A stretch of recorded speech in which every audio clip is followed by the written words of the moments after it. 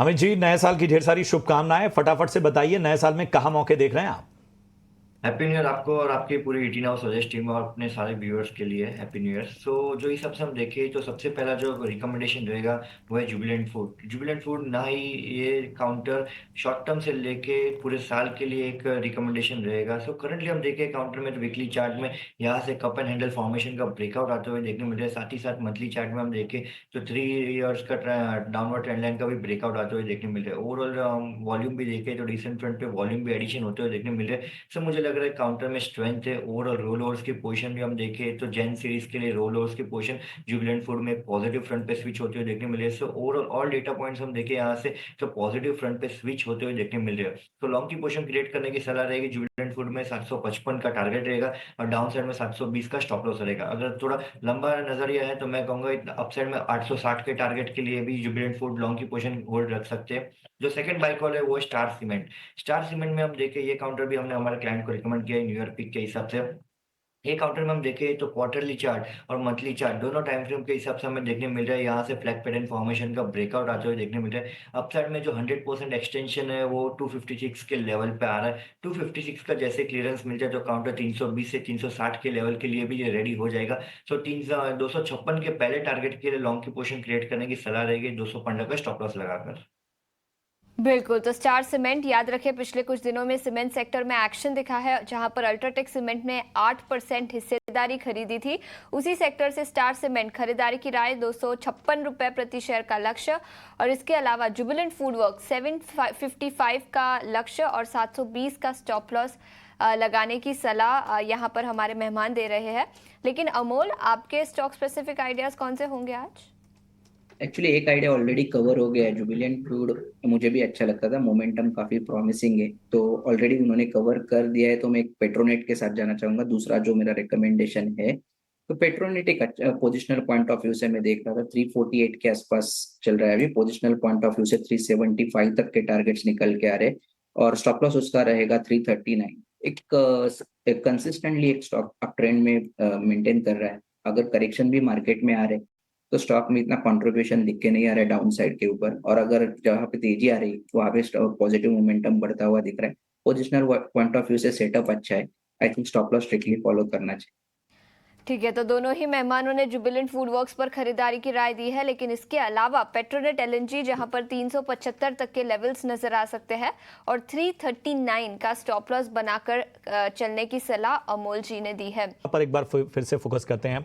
आज भी हम देख रहे हैं कुछ चुनिंदा हेल्थ केयर स्टॉक्स जो हैं वो अच्छा परफॉर्म करते हुए, स्ट्राइड्स फार्मा हो, और पिछले दिनों से हम देख रहे हैं कि जो फार्मा में एक कह सकते हैं मजबूत पकड़ बनी हुई है, वो साफ तौर पर आकर्षित कर रही है। शायद पिछले कुछ दिनों में इक्का दुक्का दिन छोड़ दिया जाए तो कोई ऐसा दिन नहीं होगा जब फार्मा के कुछ चुनिंदा शेयर चले ना हो। तो अमित जी बताइए, फार्मा को कैसे प्ले आउट किया जाए इस नए साल में? तो हम देखिए यहाँ से तो Nifty pharma first half of Jain या ओवरऑल जैन सीरीज के लिए अच्छा लग रहा है, क्योंकि रोल ओवर्स की पोजीशन हम देखें तो काफी अच्छी रोल ओवर्स की पोजीशन फार्मा सेक्टर में होते हुए देखने मिले बाकी सब सेक्टर्स के सामने। और जो इस सबसे निफ्टी फार्मा इंडेक्स का भी चार्ट पैटर्न है यहाँ से, तो अपसाइड में मुझे लग रहा है यहाँ भी करंटली हम देखें तो 23,450 के आसपास ये इंडेक्स चलते हुए देखने मिल रहे हैं। अपसाइड में मुझे लग रहा है 23,600 के आसपास एक इंडेक्स आना चाहिए अपसाइड में। सो मुझे लग रहा है यहाँ से लॉन्ग की पोजीशन क्रिएट कर सकते हैं। जो हिसाब से पोजीशन डेवलप हुई है पिछले एक हफ्ते के अंदर और जो हिसाब से सेटअप बना हुआ है ओवरऑल सब फार्मा काउंटर्स में, वो सबके पैटर्न और सेटअप बहुत स्ट्रॉन्ग रह रहे हैं। उसमें सिलेक्टिव काउंटर दो रहेंगे जो मेरे रिकमेंडेशन भी रह सकते हैं। वो है सन फार्मा, ये हमने हमारे क्लाइंट्स को भी रिकमेंड किया है, सन फार्मा और सिप्ला। सन फार्मा में हम देखें यहाँ से तो स्ट्रॉन्ग पैटर्न फॉर्मेशन और डाउन साइड में एक राउंडिंग बॉटम बनाते हुए काउंटर में एक अच्छी खासी तेजी बनी हुई है। अप साइड में 1910 का एक पहला रेजिस्टेंस है। 1910 का जैसे क्लियरेंस आ रहा है सन फार्मा में, उसके बाद मुझे लग रहा है काउंटर में 70-80 पॉइंट का और दूसरा मोमेंटम हमें देखने मिल सकता है। सो सन फार्मा और सिप्ला ये दो रिकमेंडेशन रहेंगे फार्मा स्पेस से। ठीक है, तो सन फार्मा और इसके साथ ही पूरे फार्मा सेक्टर पर किस तरह का नज़रिया है वो आपके सामने रखते हुए अमित जी, सिप्ला भी उनकी पसंद में आता हुआ। एक बार इंश्योरेंस स्टॉक्स को भी अपने रडार पर ले आएंगे। आज इंश्योरेंस शेयरों में अच्छी तेज़ी देखने को मिल रही है। गो डिजिट इंश्योरेंस अगर हम देखें तो यहाँ पर भी अच्छी तेज़ी नज़र आ रही है। इसके अलावा GIC, RE, new India assurance और स्टार हेल्थ, इन सब में भी तेज़ी नज़र आ रही है। स्टॉक्स की चर्चा कर रहे थे और अमित, मैं आपके पास ही आना चाहूँगा। इंश्योरेंस शेयरों में जो आज तेजी है, चाहे गो डिजिट देखिए, GIC-RE देखिए, न्यू इंडिया एश्योरेंस देखिए, स्टार हेल्थ देखिए, इन सब के अलावा हालांकि प्रॉपर्टी इंश्योरेंस को लेकर भी कुछ खबरें आई, उसमें प्राइस हाइक की भी। हालांकि इससे हमको थोड़ा सा जुदा होकर देखना पड़ेगा। ओवरऑल इंश्योरेंस सेक्टर को कैसे देख रहे हैं? ओवरऑल हम स्पेस देखें यहाँ से तो सभी के सभी काउंटर्स यहाँ से एवरेज के रेंज में चलते हुए देखने मिल रहे हैं। उसमें सबसे कन्विंसिंग जो यहाँ से अभी लग रहा है, जो पॉजिटिव फ्रंट पे स्विच होते हुए देखने मिल रहे हैं, वो NISCL है, न्यू इंडिया एश्योरेंस। बाकी सब काउंटर्स हम देखें तो यहाँ से अभी तक यहाँ से कंफर्मेशन नहीं आ रहा लॉन्ग की पोजीशन क्रिएट करने के लिए, क्योंकि जो भी पैटर्न है वो सब में यहाँ से अपसाइड में सप्लाई जो रेंज है, रेजिस्टेंस जो जोन, उसका क्लियरेंस नहीं मिलते हुए देखने मिल रहा है। सर मैं कहूँगा अगर लॉन्ग की पोजीशन क्रिएट करनी है तो न्यू इंडिया एश्योरेंस में क्रिएट कर सकते हैं। काफी लंबा टारगेट नहीं दिख रहा है यहाँ से हम देखें तो एक मोमेंटम पिक के हिसाब से 215 से 218 के रेंज में यहाँ से न्यू इंडिया एश्योरेंस के लिए लॉन्ग की पोजीशन क्रिएट कर सकते हैं। बाकी सब काउंटर्स के लिए मैं कहूँगा वेट एंड वॉच करना चाहिए।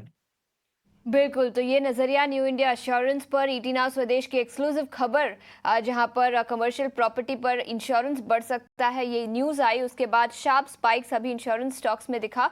न्यू इंडिया एश्योरेंस 2.5% की तेजी के साथ कारोबार। इसके अलावा GIC-RE जैसे कुछ और स्टॉक्स में भी आज तेजी दिखी है। लेकिन दो और स्टॉक्स जो खबरों के दम पर फोकस में है, एक है SJVN। 7% की शानदार तेजी इस स्टॉक में दिखी है। SJVN ने गवर्नमेंट ऑफ बिहार के साथ एक हाइड्रोकार्बन प्रोजेक्ट के लिए करार साइन किया है, जिसके चलते यहाँ पर तेजी है। और इरेडा, उनके ऑपरेशनल अपडेट्स आए थे, 5% की तेजी यहाँ पर। लोन्स सैंक्शनड में 130% का उछाल दिखा, डिसबर्समेंट्स में 40% का उछाल। तो खबरों के लिहाज से दोनों स्टॉक्स जहाँ पर एक्शन दिखा है। अमोल, क्या राय होगी SJVN और इरेडा दोनों स्टॉक्स पर? जी, आई थिंक दोनों ही स्टॉक में देखा जाए तो मोमेंटम बाइंग साइड का है, वो बाइंग साइड के मोमेंटम के साथ ही कंटिन्यू रहने के चांसेस फिलहाल तो अभी चार्ट्स पे दिख के आ रहे हैं। अगर हम SJVN की बात करेंगे तो एक बड़े करेक्शन के बाद आज रिवर्सल हुआ है, अराउंड 6% अप है, वॉल्यूम एक्टिविटी भी इंक्रीमेंटल है। तो ये कहीं ना कहीं लग रहा है कि ये टेम्पररी अगर हम देखते हैं तो यहाँ पे एक सपोर्ट स्टॉक ने ले लिया है, और सेटअप एक जो पहले रैली के बाद एक स्टॉक ने बुलिश मोमेंटम भी कंटिन्यू रखा है। मुझे लगता है सेटअप अच्छा है। 108 इमीडिएट सपोर्ट लेवल रहेगा, उसके ऊपर रहता है तो ये बुलिश सेटअप कंटिन्यू रहेगा। ऑन द हायर साइड 115 और 117 ये दो रेजिस्टेंस लेवल रहेंगे। और दूसरा, आप इरेडा के बारे में आप पूछ रहे तो ये इसका सेटअप कंपैरेटिवली बेटर लग रहा है। एक रैली के बाद एक कल का दिन थोड़ा सा कंसोलिडेशन था, उसके बाद स्टॉक ने वापस से पॉजिटिव मोमेंटम को कंटिन्यू रखा है। I think trend following trader के लिए मुझे लगता है 215 एक इंपॉर्टेंट लेवल रहेगा, उसके ऊपर ये रहता है तो ये जो बुलिश फॉर्मेशन है वो कंटिन्यू रहेगा। On the higher side positional point of view से अगर मैं देखता हूँ तो 235 240 तक के मोमेंटम आने वाले दिनों में हम देख सकते हैं। बिल्कुल, तो ये नजरिया इरेडा पर 4.5% की तेजी के साथ कारोबार ऑपरेशनल अपडेट्स के बाद। लेकिन इसके अलावा कुछ मेटल स्टॉक्स पर नजर डालते हैं, यहाँ पर कमजोरी दिखी है। इंडिविजुअल स्टॉक्स की बात करें तो हिंडाल्को 1.5% नीचे, जिंदल स्टेनलेस और टाटा स्टील में भी 1 से 1.5% की गिरावट दिखी है। अमित, क्या राय होगी आपकी इन मेटल स्टॉक्स पर? हिंडाल्को में दिन के निचले स्तर से रिकवरी, फिर भी 1.5% की गिरावट के साथ कारोबार। ओवरऑल हम निफ्टी मेटल स्पेस देखे, ऐसे इंडेक्स देखे तो यहाँ से डाउन ट्रेंड में चलते हुए देखने मिल रहा है। और जो हिसाब से हम देख रहे हैं तो वीकली और मंथली सेटअप के हिसाब से ये इंडेक्स में एक ब्रेकडाउन होते हुए देखने मिल रहा है। मुझे लग रहा है आने वाले दिनों में थोड़ा बहुत कंसोलिडेशन फेज या थोड़ा बहुत नर्वसनेस हमें ये इंडेक्स में देखने मिल सकते हैं। करंट व्यू के हिसाब से मुझे लग रहा है वेट एंड वॉच करना चाहिए लॉन्ग की पोजीशन क्रिएट करने के लिए, क्योंकि और 3 से 5% की गिरावट हमें ओवरऑल मेटल काउंटर्स में देखने मिल सकते हैं। तो ये नजरिया मेटल स्टॉक्स पर, जहां पर आज थोड़ी सी कमजोरी दिख रही है। और याद रखिए, ऑटो बिक्री के आंकड़े दिसंबर के आते हुए नजर आए, कई सारे स्टॉक्स उसके चलते फोकस में है। और आपके स्क्रीन्स पर मारुति सुजुकी के आंकड़े, जहां पर डोमेस्टिक ऑटो सेल्स 27% का उछाल दिखा है। तो इसके चलते स्टॉक में भी, ऑटो इंडेक्स के सभी स्टॉक्स में आज एक्शन दिखा है।